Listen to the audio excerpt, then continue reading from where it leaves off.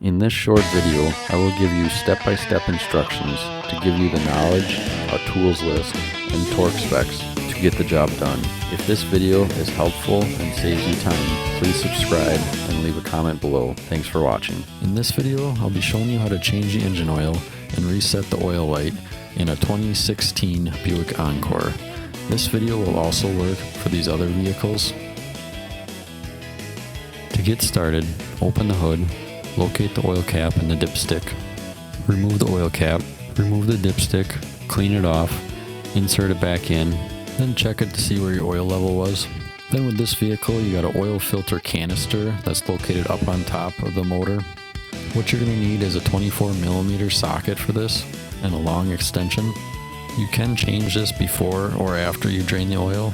It's a little tricky, but it will fit through by these wires and this hose here.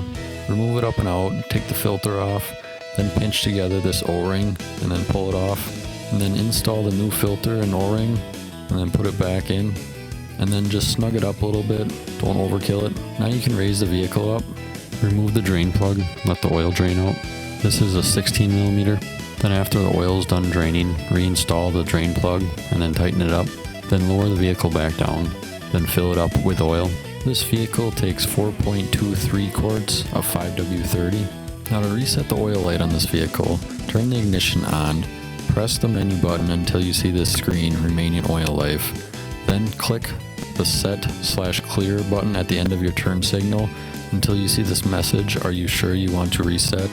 Then use your arrows, turn the knob, and then press the set clear button again to reset it. And then you can click the menu button again to reset back to your speedometer.